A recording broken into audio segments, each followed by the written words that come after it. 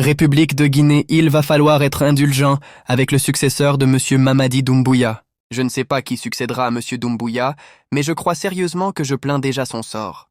À moins qu'il ne soit un distributeur automatique de billets de banque et d'avions, voire de voitures ou de maisons, de décrets sinon des parcelles, il aura vraiment du mal à se faire des amis parmi la population et ça, pendant un sacré moment. Le pauvre héritage d'une république bananière, habitée par une panoplie d'opportunistes en quantité exponentielle, prêts à l'absorber dans l'absolutisme afin qu'ils puissent être libres de tout mouvement dans le but d'accomplir leur sale besogne. Il me fait pitié déjà avant son combat contre celles et ceux qu'il devra servir, mais qui se seront résolument investis à desservir la République au détriment du service public. J'appréhende avec désolation les actions dirigées contre sa personne physique et la personne morale dont il aura la charge durant tout son mandat. Comment peut-on savourer une présidence si vous avez hérité d'un État légué par un chef qui a fait du favoritisme sa doctrine de gouvernance? Dans une telle configuration, si vous voulez imposer à votre tour un système d'équité et de justice sociale, tout en espérant demeurer dans les cœurs de vos concitoyens comme un chef d'État soucieux du bien-être commun, vous pouvez oublier car c'est une mission quasi impossible, du moins en si peu de temps.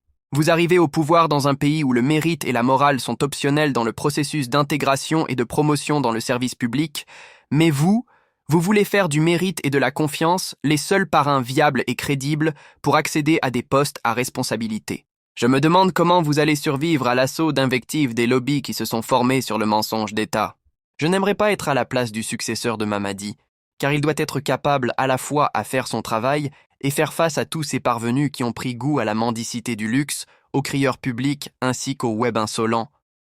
Ce qui n'est pas une promenade de santé, surtout lorsque les finances publiques ont été mises à rude épreuve quelques années auparavant pour asseoir les bases de la propagande. Succéder à Doumbouya est comme un soldat en territoire ennemi sans stock de munitions, sans contact radio avec son quartier général, à ses trousses une armée entière déterminée à lui traquer jusqu'à son dernier retranchement.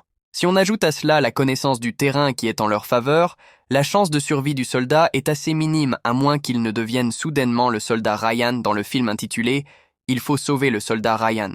Il est important de souligner que le successeur du GMD aura la lourde tâche de ramener les Guinéens à la raison, de leur faire comprendre que la définition même de la République est contraire à ce genre de calcul, que les commis de l'État ne devraient pas être quantifiés en termes d'appartenance communautaire, mais plutôt sur leur capacité à accomplir avec brio leur mission. NB. Notre pays a bien connu des problèmes et des périodes peu gratifiantes et pleines de difficultés de toutes sortes, certes, mais une nation est censée être soumise à un processus évolutif. Une évolution dans la bonne direction, bien entendu.